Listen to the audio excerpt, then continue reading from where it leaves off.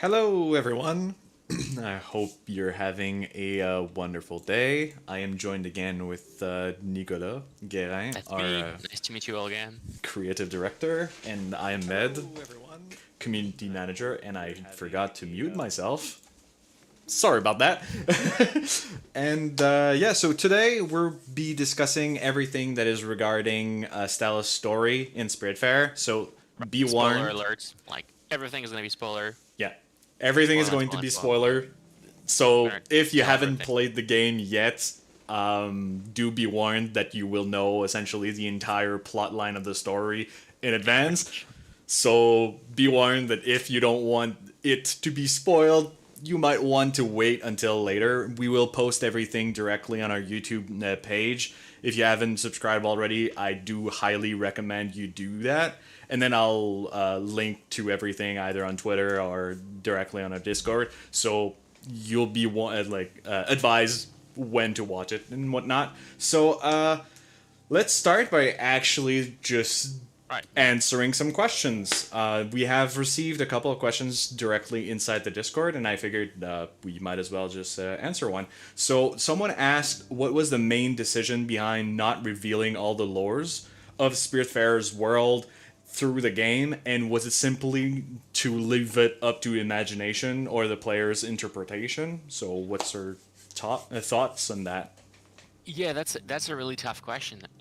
Actually, the short answer would be it's very complicated.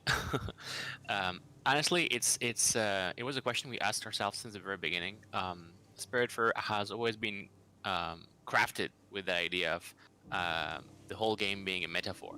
Uh, we knew from the very beginning that Stella was that end of life care nurse who had to take and help take care of people who were basically dying, and so that was the story. And everything we designed, everything we decided, the really the razor of the game was, is that mechanic going to be legit? Is that thing working in the game? And if it is, it's because it is meant to accomplish something towards Stella's life and what she did. So, in a nutshell, the concept of Stella being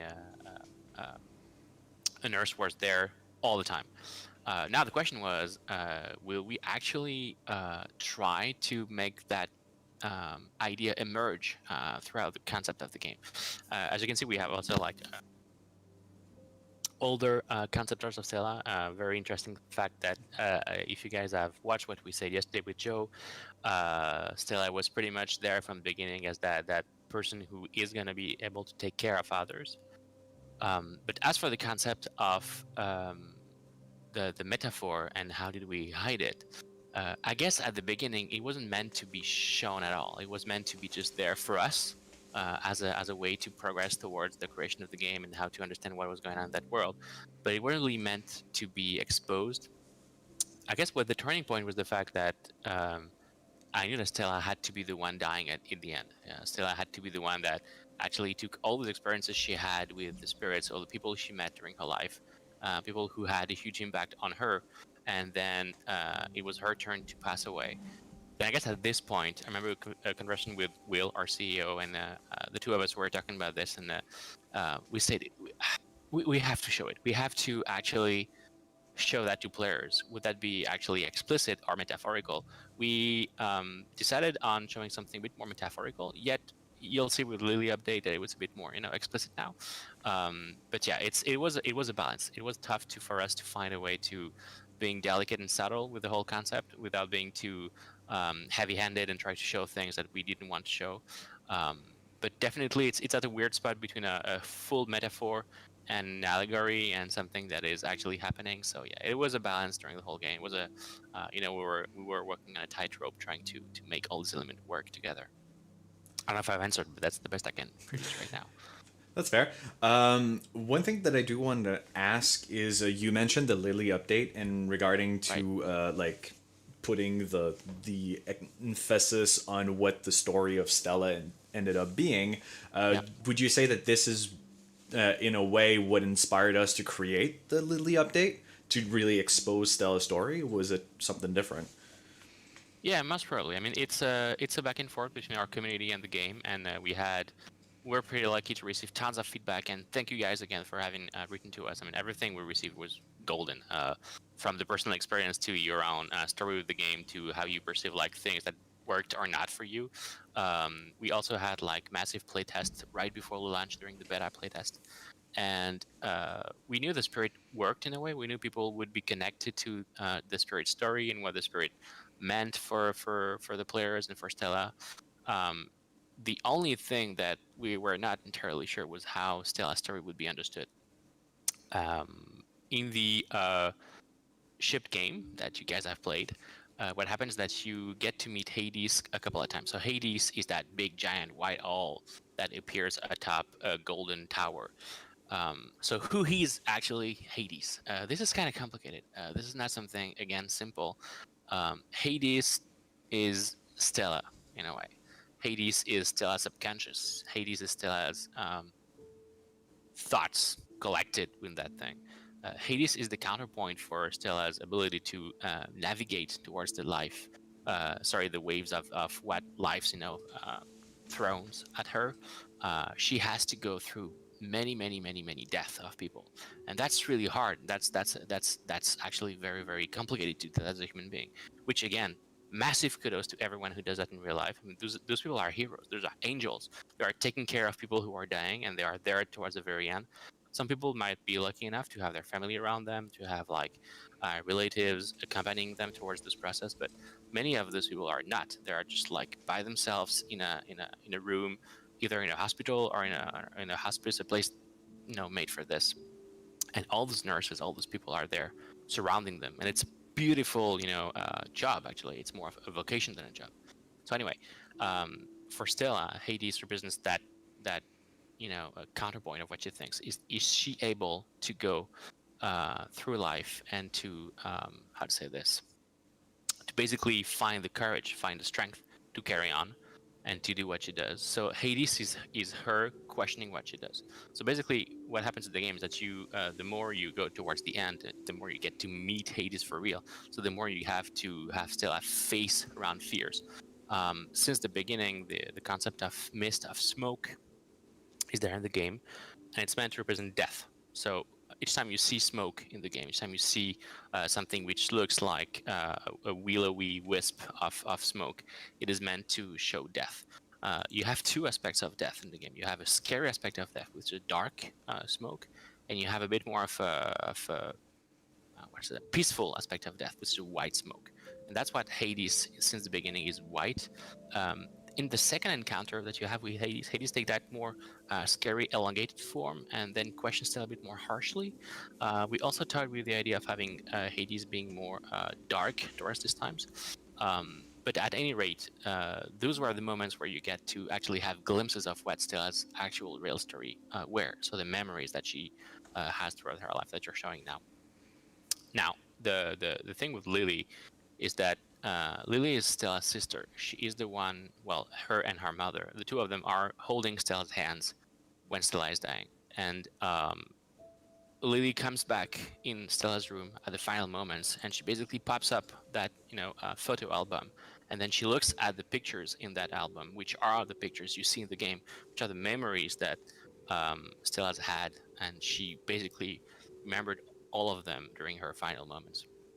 So yeah, Lily is basically explicitly recounting those moments, remembering those little snippets of life that she had, and we will go towards them a bit later. But yeah, so Lily is there to explicitly tell you this is the end, and you live through all of this. So she is essentially the person that kind of explains the entire plot line of her life as if she was recollecting all of this in her final moment, which basically is what she's doing inside the entire game, is what I presume you were trying to explain. Yeah, absolutely. Basically, Lily will look back again at the memories you had when you encounter Hades, and she will talk over them and explicit more what they were, more about when Stella went to Japan, more about when Stella was growing up, about the spirits you meet. Every memory in general has a few spirits in them. So I don't know if people actually, understood who they were, which it's kind of interesting. But Lily will be explicitly telling you, hey, this is that person, and that person was there for you at that moment, and you were there. Anyway. Cool. So, while we're talking on memories, why not try to recollect them in chronological order, since this sounds like a pleasant idea to do.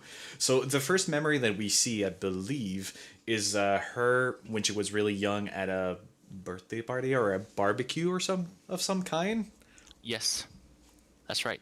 It's her being a baby, and it's yeah. So that place is in in the game you call Hummingbird, but it's in France, in Alsace, in the real Stella's life. And you can see in the picture there is so the little golden character is always Stella in every picture. Uh, what Joe and I decided, it was Joe's idea that Stella would be that golden character in each memory.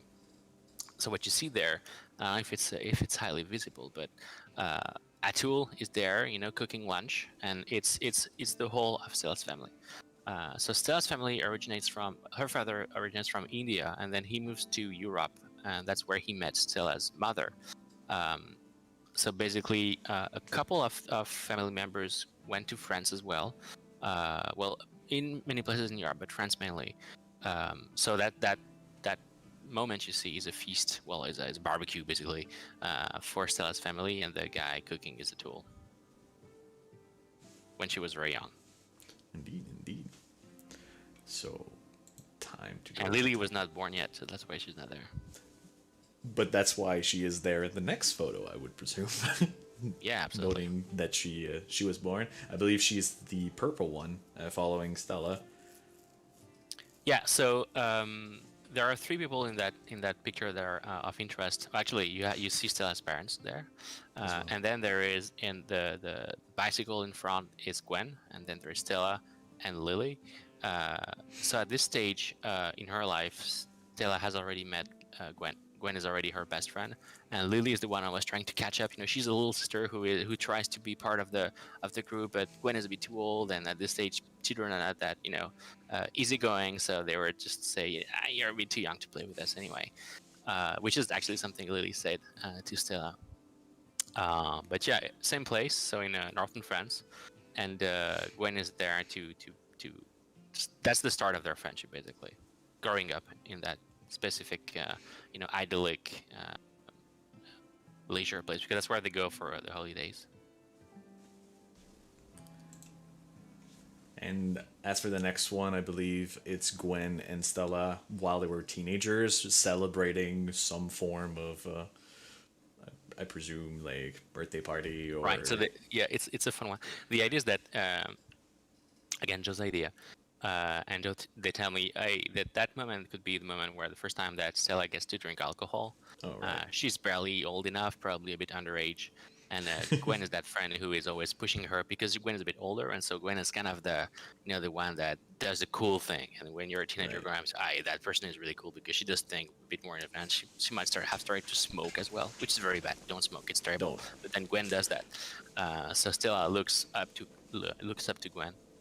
And actually, that pieces of picture is showing Gwen's parents' manor, Villa Maggiore in northern Italy, so in the lakes region in Italy, which is a very awesome place where you have like old, ancestral families, manors being there on tiny little islands within the lakes.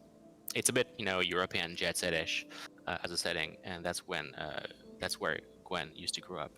To get to revisit the place, of course, with Gwen, there's a whole lot of stories attached to this place. Cool. And in the next one, I believe this is Stella moving into Montreal, right? In her early adulthood. Yeah, that's right. That's where she moves to Montreal. So the thing is, Stella's father, he dies when she is during her studies, so when she was like 18 or something. She's born in 1970, Stella, and Lily is born in 1973 or 4. She's a couple of years younger than Stella. So that's when Stella actually moves back to Northern America, to Montreal specifically, so in Quebec, in Canada, and that's where she starts living on her own. So she's studying. She's basically buckling up her studies there to start her adult life. And in the first apartment, the first condo, first place she lives and she moves into.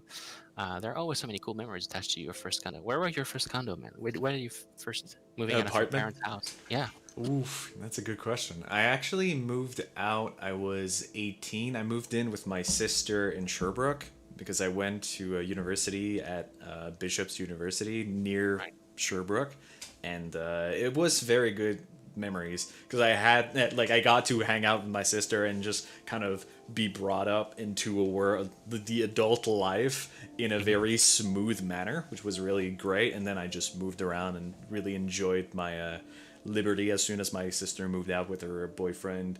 I think it was like 6 months afterwards. So it was really just like the 6 months period that was just like, ah, yeah, that's a lot of fun. And then when she moved out, I was like, oh yeah, this is what it feels like to be like alone and in my own things, which was wonderful. How about you? What was the first? Yeah. It's funny because I have the same kind of memories of you feel like you're so free, yet you're not really free at all. You just like still have tons of Yeah, things to do. most definitely. It was in Paris, by the way. It was cool because I had to change cities. I was born in Nice, and in French Right. Riviera, and kind of almost every French person tends to move to Paris when they're starting their adult. It's not entirely true. Many people do, and Yeah. yeah, I had that. Everything is extremely expensive in Paris, and I had that very tiny microscopic flat that I rented, and but it was really cool. It was in the 13th arrondissement, and it was really nice. I loved it. It was an awesome place. So I guess we all get have this loving memories and of the first place we move into. So that's where you see it's a bit. Stella is really happy in that picture. The place looks a bit Jank. terrible. Yeah, I it's mean, angry. so does a lot of Montreal apartments, to be fair.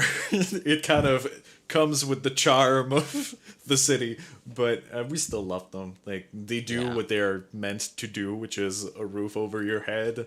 pretty But much. Yeah. yes. So let's move in to her, I presume, first encounter with Summer as she's growing up to become more of a like palliative nurse, I would presume. Yeah, sorry, there's a small delay between us talking and Right. the pictures. I can see it's there. But if you're talking about the green character on the Yes. bed, yeah, that's Summer. It's a bit of a sad story because yes, Summer is actually probably the trigger that leads Stella choosing that specific path of the nurse career. Because when you study to be a nurse, you have a broad array of things you can do in your life as a professional nurse in a medical system, so in a hospital. But basically, Summer dies when because Summer was always living in North America. Actually, Stella's sister Rose was married to Summer, and then Right. that's when Stella's father died. Stella's mother and her family they moved back to North America, mainly because Summer and Rose were there already. So Summer was always that very nice, very what's the word? Very peaceful, very nurturing aunt that she had growing up. So when a bit shortly after she's back, well, actually a bit after she's moved to North America, Summer is basically dying of her relapse of breast cancer, which is a true heartbreak for Stella. And probably she was there for not for a very long time, but towards the end, she went to visit Summer more and more often, and that's kind of triggered. That's when kind of what triggered Stella's vocation towards taking care of people in their final moments. Yeah, it's in North America as well. You can see in the background. Yes. But Stella is not a nurse yet. Well, she's Okay. starting to be a nurse, but actually she is a nurse. She's a young nurse, but she's not entirely devoted to end of life care yet. Okay. So she essentially is still either studying or has finished her studies, but she hasn't like picked a mastery Right, yet. she's in her final year. Yeah, as for Okay. many medical profession, you get to be a lot, in contact of patients toward the Yeah. end Yeah. of your apprenticeship, basically. But yeah, scholarship. Sorry. Cool. And the next memory is, I believe, Stella in her visit to Right. Japan, where Yeah. she meets Gustav, I believe. Absolutely. Yeah, yeah. This is one of the again we talked about being a student, being a young adult, and doing things that you can do because you're young and you're free and you can do everything you want. Yes. After that moment, she went to Japan for a year, and that's where she get to be a big tour of Japan. That's something that always fascinated me actually about foreign exchange student, because I've met tons of generally North American students that come to Europe and they do that big tour of Europe and they go towards 8,000 Yes. countries. That us as European, we just basically do one or two. It's like every country is a big country, and then you have like North American students. I went to England and Denmark and Germany and Italy and Spain and France. Like wow, wow, The wow, whoa, classic. whoa, whoa. Yes. Hold on a second. I mean, in each of those countries, you can spend many, many years visiting many different things. And you But still anyway, won't have done the whole thing anyways. There's so much to see and so much culture to that like. that's right. Yeah. But she spends a year in Japan, and that's where she gets to meet Gustav, who is a young. Actually, Gustav is an artist. He's having an art gallery there, and he's from Germany. And Gustav is basically that guy who, uh, one of the very first encounters she had with someone who had, how to say that, but who had artistic inspiration in his life, but also a higher feel of purpose. Right.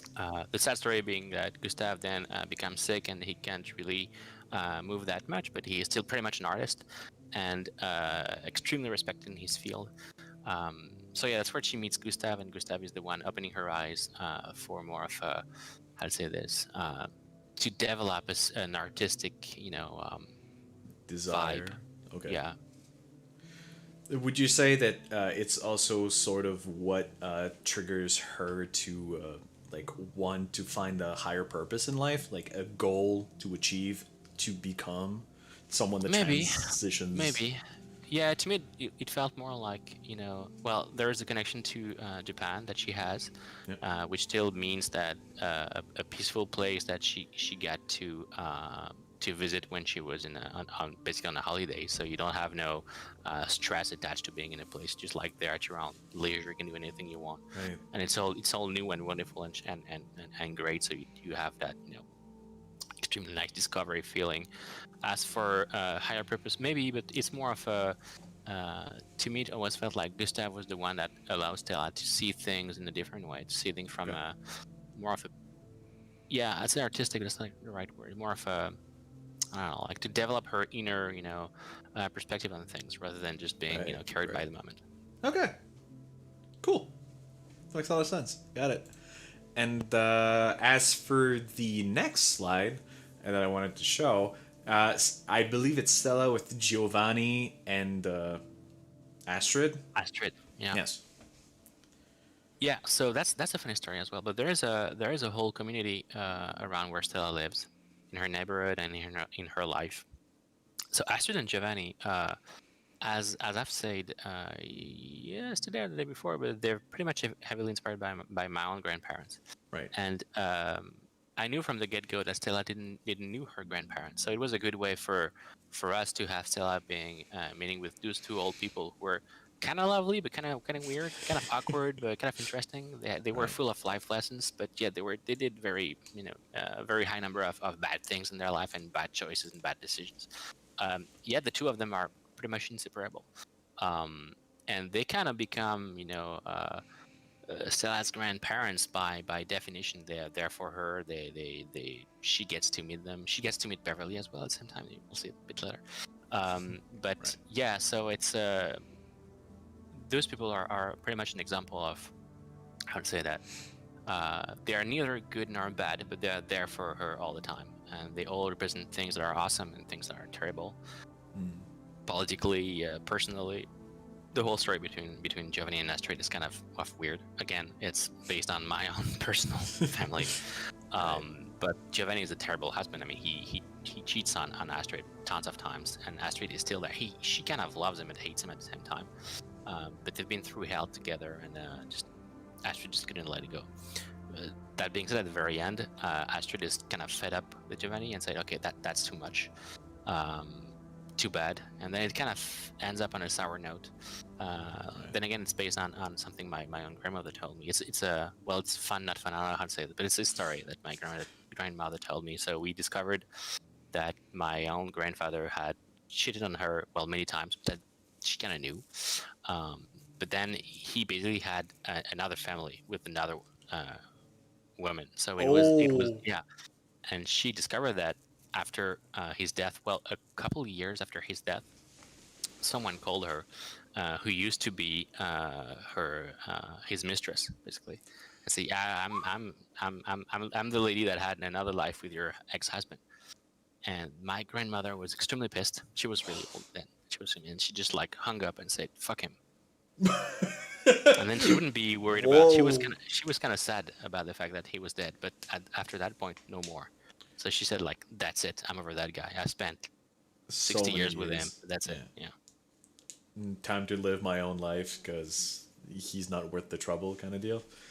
Yeah, Wow. it's more of yeah, burying the I your got husband you. and also burying the memory of him with you, and then she never talked about him later again. That is quite quite a revelation. That is very unfortunate. But I Okay, mean, those are stories that we all have. I mean, it's well, that is not true. I No, don't, not but it's exactly the same. Yeah, right. but yeah, But this is always fascinating to find all the all the skeletons in people's closets. I mean, how they lived their life and how it has an impact on who they were and what they did. And I've always went upon the conception that as I said, all those people, they had a huge impact on Stella's life. yeah. But now that impact cannot be always all the time positive. You can have That's people not who bad. had a negative impact on you.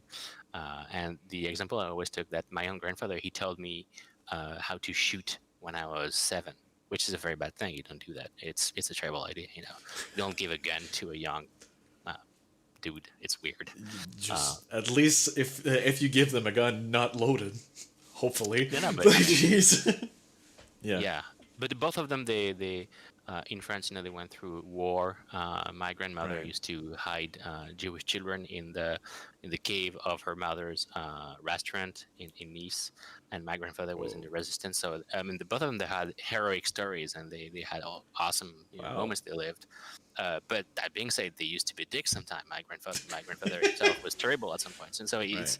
it's weird. You have that mix of emotions coming back when you think of all these people. You think of all it's the same when you do an eulogy of someone who dies. You say Right. all the great thing that person accomplished, but you tend to forget all the terrible thing that person has done, which still existed. It still had an Yeah. impact on you, no matter what. It Anyway, molded your existence based on how they impacted you from the get go, which makes a lot of sense. yeah. So, let's pivot to one of the final memories. I believe it's Stella in the woods, surrounded by Right. mist, feeling a bit down. Yeah. That's when Stella, sorry, learns that she's got a cancer that is in stage 3.5, so almost stage 4, which is the final stage of a cancer progression, which is terrible news. Basically, she learns that she only has a couple of months to live. Um, Hence the feeling associated with that place. She's receiving that call um, when doing a hike in the woods. So that place to her is associated with that very intense, terrible, dark memory of receiving that diagnosis, basically. Well, that prognosis as well. Right.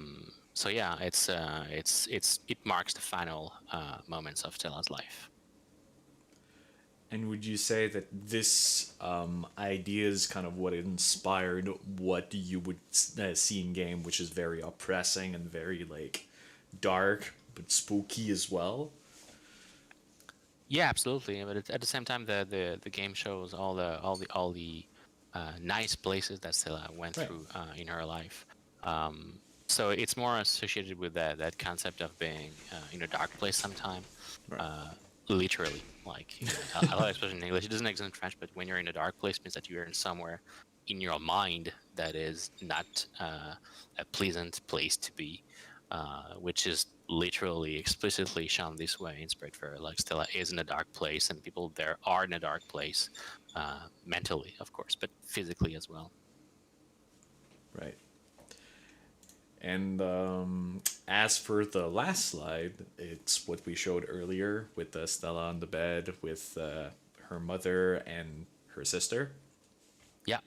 So in that picture, you see Stella. Stella is the one in the bed, and the woman on the right is her mother, Mary, and the woman on the left is her sister Lily, that you'll get to meet in our new update. Yeah, as you can see, there is also every memory contains the flowery symbol that we use. So those are Lily's flowers that you can Right. see there, and the golden hue of Stella's color and her iconic hat in her real life. That's what Stella's hat looks Actual like hat. in real life. Yeah. Yeah. And I do like the touch of seeing Stella's light because she used to be like all glowing, but Yeah. in her final moment, you can see the light literally just getting out of her body Mhm. as she is weakening as well from the cancer, which is a Yeah. nice touch. Also very sad, but yeah. So there's one thing, speaking of light, that I do want to ask. What was the idea behind the Everlight and what it brings to the game? Yeah. So the everlight is a very important symbol for Spiritfarer, which is the symbol of the lamp. It's meant to show the way. It's meant to cast light in darkness. It also, in a way, probably symbolizes the hope. I mean, it's the thing that Stella carries across, and it's also warm. It's also there to bring warmth and comfort. So, in many regards, the everlight is that thing that can be there for you. It's the basically, literally, the light that shines in the darkness. Um, Also, the thing I like the most about the Everlight is that it's an incredible magical object. You can shape into anything you want. Stella only uses it to shape it in the way of a tool to help out others, which is Right. also, I said at the beginning of our segment today. Kudos to everyone who is involved into taking care of dying people. It's an incredibly uh, it's an incredible job. I mean, again, my tip my hat to you guys. It's awesome. Um, but it's also there to show kind of the magic that people wield. Like it's I know it's not magic. They have the job, they have the profession, they know really well how to do it. But sometimes it feels like they're actual magicians, that they can do something incredibly and otherworldly, and the way they do it is awesome. So that's what I bet also what inspired Stella's Everlight's justification in the world and how we use it. Because since the beginning, she always had that globe of light that looked like a Dragon Ball. Remember that actually one of the first text Oh, I wrote for Charon mentioned that right. it was actually like a Dragon Ball. It was a terrible idea. I removed that for that. There was so many quotes inside one single sentence, like in one single segment of the Yeah, game regarding Charon that explained a lot of things, which was funny in hindsight. Just how many like pretty great. references we could have done, but Yeah. it was probably a good thing that we didn't. But yeah. So how about we go into discussing her interconnection with the other spirits? Because I know that she was really like close with Summer and Gwen, considering like they were really close in their family, as well as she was her best friend. So Right. how does the interconnection work between all of them? Yeah. So if I go back chronologically, Gwen was Stella's best friend. We found that. Yes. Atul was Stella's uncle. Yes. Summer was Stella's aunt. She was married to her mother's sister. Then we get to meet Elise. Elise is the first character, well, one of the first character that Stella has as a patient. So Elise is the last patient. Right. Gustave, we've talked. I mean, Yeah. he met Stella when the two of them were in Japan. Then chronologically, Astrid and Giovanni were both patients and friends. What do we have left? Bruce and Mickey, they were patients. Actually, Bruce was the patient. Sorry, Mickey was the patient, and Bruce was the annoying patient's brother, who Yes. always there to ask for things. Again, that story is inspired by one of the stories I gathered during searching Spiritfarer. But it happens a lot. I mean, you have like again, that's why I want to say that people do our goal is that not only do they have to deal with someone dying, but it's tough on the family, of course, and Yeah. the for many of them. The biggest chunk of time is spent talking to the family, and most of the families are perfectly nice and fine and great people, but some of the families are terrible people as well, and always demanding stuff for the patients in the wards. I mean, nurses will know what I'm talking about. I mean, you have people who are, you cannot really talk back to them because they're in distress and you understand them, but here they are a pain and they are always demanding things. So Bruce is that character, always yammering about what he wants for his brother, and the two of them were kind of thugs in real life, so I mean, it doesn't help.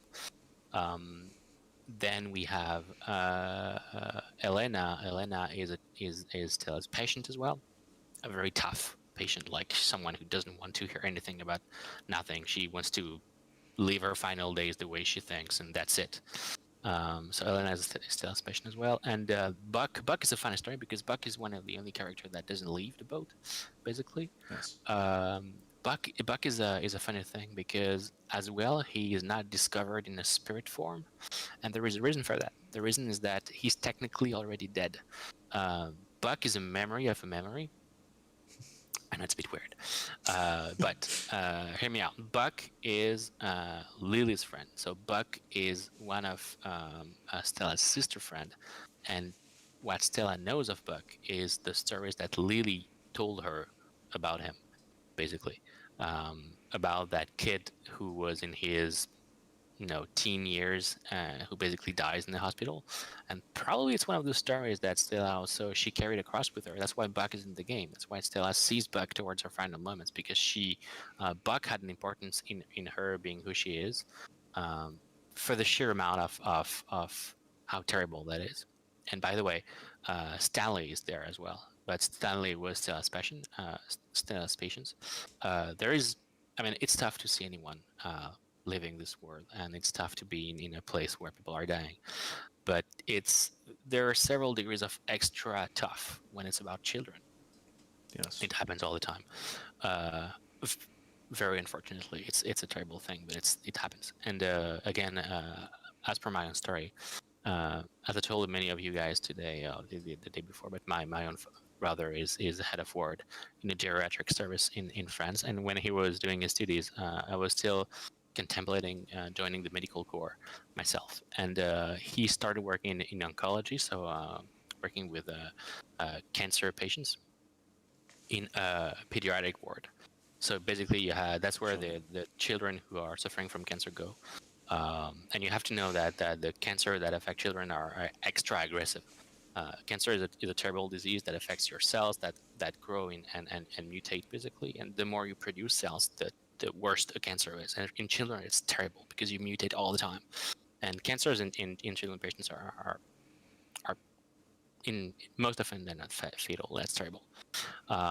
So all the stories about children being affected with cancer is purely heartbreaking. There's no other way of saying this. It's just like it destroys you when you hear about the stories. And yeah, Stanley was Stella's patient. For a short time period, she went into that type of ward, and then she moved into a bit more of a standard end of life care facility. But she gets to meet Stanley there before. Yeah. So Stanley was Stella's patient as well. Am I forgetting someone? No. Talk about it. No, I don't think so. Alice? Yeah, Alice. I said Alice was Right. was the last patient, one of the first last patients she had, after Stanley mainly. And yeah, you'll get to meet Beverly and Jackie and Daria, but I won't say anything about them Unfortunately, today. we will We keep said it spoiler, under but our it'll pocket. be all a spoiler. You have to keep it. Well, we'll keep the spoilers at what we already released, and then we'll talk about them way later in a retrospective at some point, maybe. But we'll keep that under wraps for now. But they are actually coming this year. Beverly should be out during the summer at some point. We're not tied to a release date yet. And as for Jackie and I forgot their name. Daria. Daria, that's it. They're coming in fall, so do keep an eye on that. That they are both going to be free DLCs. So same with Lily, they should be coming soon, and you'll probably receive more information on that in the upcoming months as we get closer to the release itself. But let's go back to our main topic at hand. You did mention that you wanted to discuss the metaphors and the allegory behind story, the main narrative of Stella's life. What exactly did you mean by that exactly? Yeah, well, it's just that Spiritfarer is not exactly the normal world, right? It's a metaphor in itself, but more it's a many people have asked me the question, what is Spiritfarer exactly? And the simplest answer I can give is Spiritfarer is happening within Stella's mind, and that's it. It's as simple as this. It's her uh, recounting and remembering all these people all those people in her life that had an impact on her, as seen through her weird mix of mythological elements, and just her having that vivid lucid dream almost.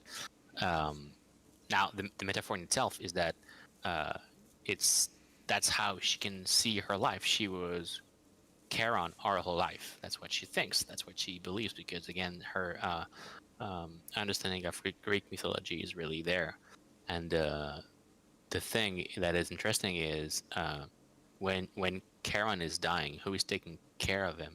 You know, which is what Stella thinks in a way. So she sees herself as that Karen figure throughout her life, and then when she passes away, how does she actually see those things? And that's what the metaphor is. Now you have that people who take care of others dying, who is there when they're dying, a bit So, who is the fastidious. caretaker to the caretakers when they are not strong enough to actually take care of Yeah, themselves, kind of deal? yeah, that's the question she asked. But also the the the how to say this, she's trying very hard in her life to find a purpose to this all. I mean, why do we do this? Why do we live and die? Why people go through our lives? Why do we go through others people's lives? What do we leave behind? Uh, One of the first I don't know if you remember one of the first how to say that one of the first definition of Spiritfarer we had was what will you leave behind? Yeah. And but there was an answer that we already had, which is you will leave others behind. You will leave your memories within others. So you will continue existing through other people's memories of you, which is a bit of a I don't know, cliche thing to say, but that's what it is. I mean, yes, of course you can leave a legacy of having built buildings and composed beautiful music, or I don't know, like shot incredible new movies, but mainly you will have influenced people around you, beginning by your own family, your friends. If you have children, of course, even if you don't, it doesn't really matter. You'll have influenced some people in your life. Um, so yeah, the metaphor is that. A metaphor is the fact that those spirits they have uh, had a great deal of impact in Stella's life, and that's what she recalls, basically. Cool. That is very insightful. Um, right. Someone was asking us what you thought was the most interesting part of Stella's story, in your Wow, opinion. that's a very tough question. I don't know. It's hard for me to say which part is more interesting than another, but That's fair. I think all moments in our life are kind of interesting. And that's a bit the the the takeaway as well is that pretty mundane things will have a huge impact on us and what we do or the choices we make, the people we live with. Some very subtle things. I guess that's also the part of why Spiritfarer is the way it is. That uh, yes, you kind of do chores. We're fully aware of that, but that's what life is. You cannot really portray life in a realistic manner in an unrealistic world without doing realistic things. And even if it's not the right way to say, but within doing chores and do mundane things, because that's where life happens in the tiny things, not in the great things. Of course, you will live, I hope, through many grand moments in your life, but more often than not, you will do tiny things like wake up in the morning and fix yourself a coffee and then brush your teeth, and that's it. And you will do that how many times in your life? Have you counted? So many By the way, times. I'm a huge lover of stats that give you an aggregated time of things you do in your life. Like you sleep for in average 42 years in your life. I love this. I've always thought that you could actually do that once. Like, okay, I'm going to start by sleeping, and then for the 40 years, something later, I will not be sleeping. So you can I brushing your teeth for many weeks, and then that's it. You're done for the rest of your life. I personally would go the other way around, being living your entire life as a That's a good flash, call, my as a friend. blurb, and then sleep for the rest. Given I would grow old, but preferably in my sleep. Wouldn't that be more Yeah, convenient, right? that's true.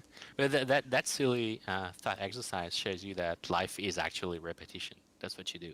You repeat all the things all over. You repeat the same mistakes, but in general, you do the same things all over again. I mean, you repeat them all the time, which is both scary and also natural. I mean, we're used to having habits, and we do things the way we think, but we repeat them all the time. So anyway, my point being that that's why Spiritfarer is the way it is. It's yes, it's a metaphor, but it's also there to show that life happens in those tiny moments. That's also something we say at some point. But for me personally, the biggest takeaway of having to research Spiritfarer and to have my heart broken on a daily basis for a very long number of months, meeting awesome people, was that. Actually, when you die, you don't do something extraordinary. You're not like going, atop a cliff and declining poetry in front of a storm. Yeah, I mean, some people could do that. I advise against it. It's a bit dangerous, but still, you can do something epic. But again, most people don't do that. Most people just still go about their lives, and they want to spend time with their families and want to do things that matters to them. And generally, they talk about others, talk about people, talk about their children, their parents, their brothers, sisters, friends. They want to spend time with them, and they still want to, you know, um, eat a pizza or lace their shoes. That's what they do. That makes sense. Even when you're dying, you still do normal things. Yeah, you never really stop until, well, you can't do them anymore. And that's kind of when you realize, oh, well, those things, while mundane, were still pretty essential and fun to a certain extent. Absolutely, and they're part of life, the normal things. True. I saw that there was one person in chat that asked, what happened to Mickey after Bruce died? Well, that's a tough question. So basically, Mickey leaves with Bruce. So what happened to Mickey? Did we settle all this? All right. So I'm fully sorry, but some of the stories we've designed and we've set on many reasons to why things happened. To me, it almost felt like Bruce was living with Mickey. Right. So Mickey was basically either ending his own life, which is a possibility, or just moved away from Stella's life, and she never met him again. But yeah, my opinion is that he could not bear the absence of his brother. Sorry, Brother. Right. yeah. Makes There's sense. still a tiny bit of ambiguity around that concept, though. Which makes a lot of sense. Which is why, presumably, they asked. You That's a also great question. you also spoke about Stella's father passing away really early on. Was there a reason why we haven't talked about his father in any capacity in the game itself? Uh, maybe not. I'm not sure. I mean, there were some there were plans for Stella's father at some point, um, but it just didn't happen to be. I don't know why exactly. It's a very good question though. But I know that I had planned something for him as a spirit at some point. Um, but then we kind of moved away from that because honestly, and that goes back to the very first question, which is why Yep. did we hide Stella's story within Spiritfarer? Is because for a long part of the game's development, I wasn't that sure how exposed that would be.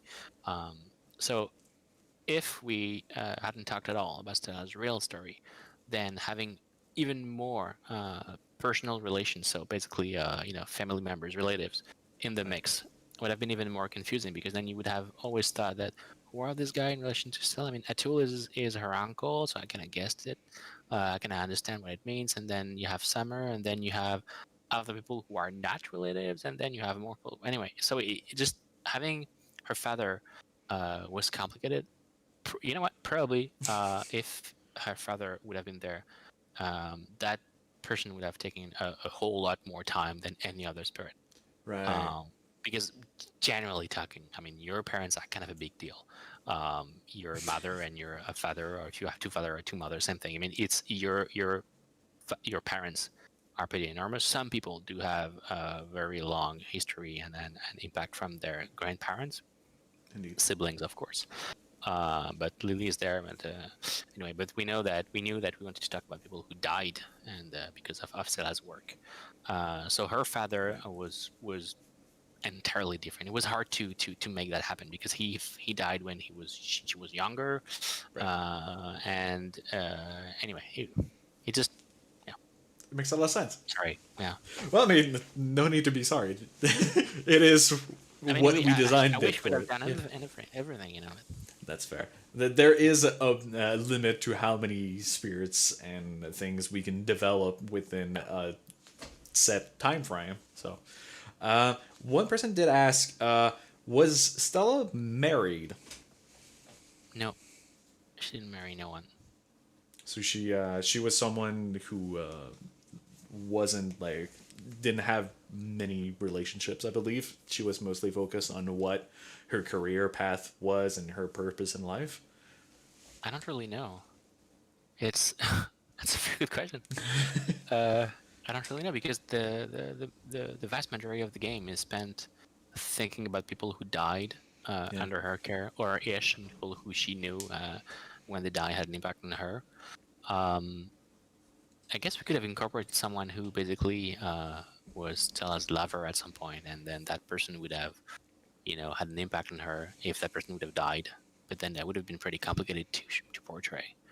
Right. Um, I don't know. It's a weird question. I guess from a basic standpoint, uh, it just didn't feel like Stella having a romantic relationship within the game, or actually just like a memory of it.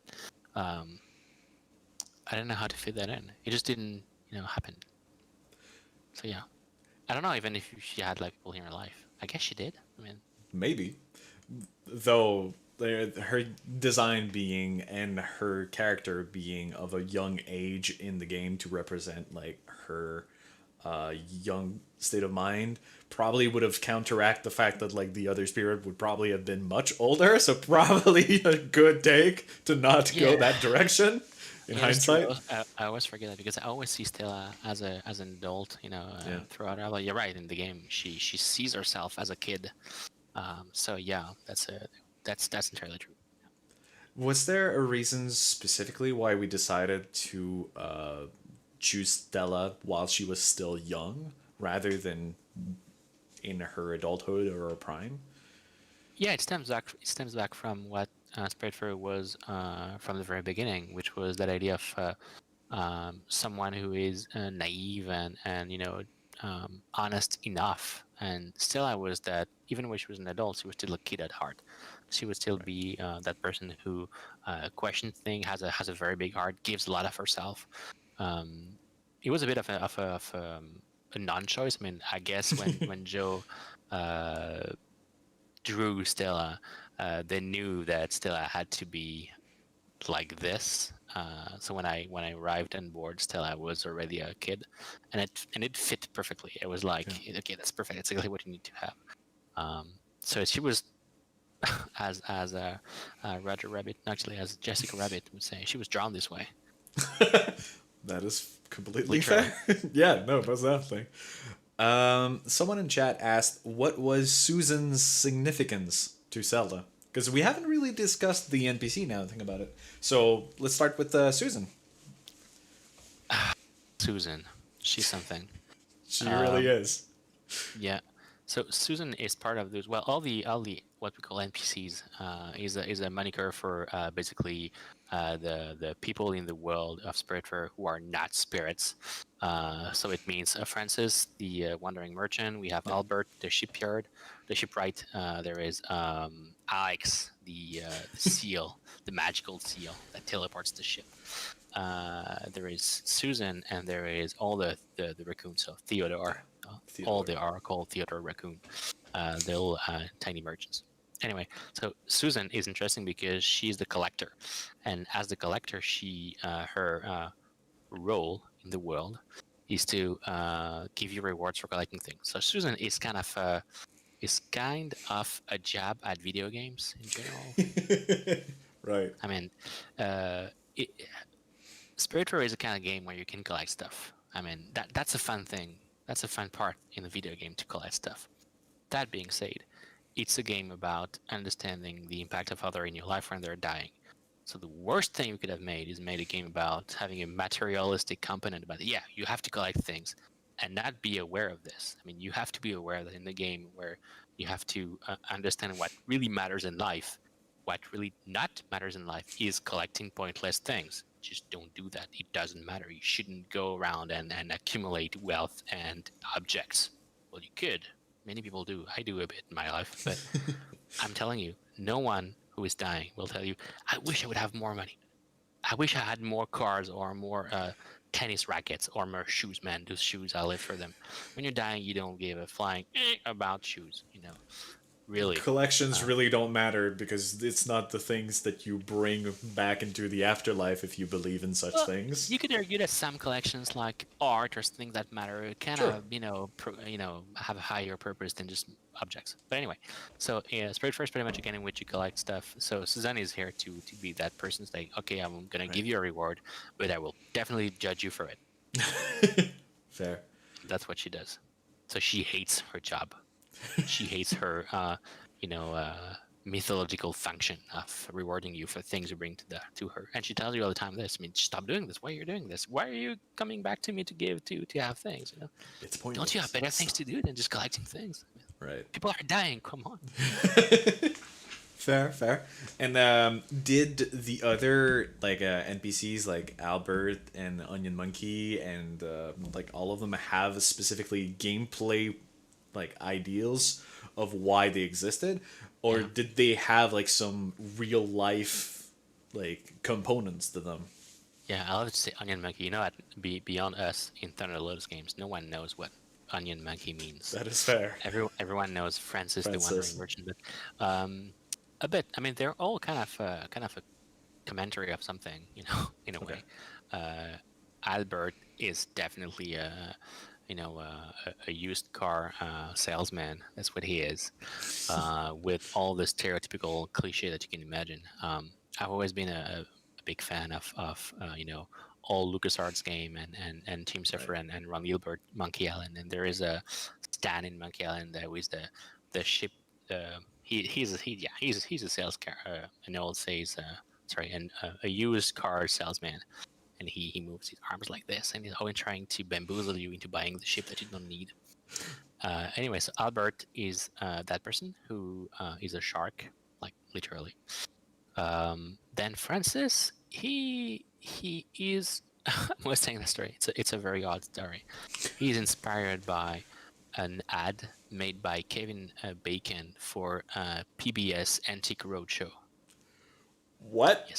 Yes, I know that's weird, but for those of you who know Antique Roadshow, and I've been talking about this nonstop during the whole project, well, I've fed up of me talking about this, but Antique Roadshow is a show I loved. Actually, I talked about objects being terrible, but Antique Roadshow objects are awesome because then they have a history, and then they mean something to people, and then they have that tiny thing.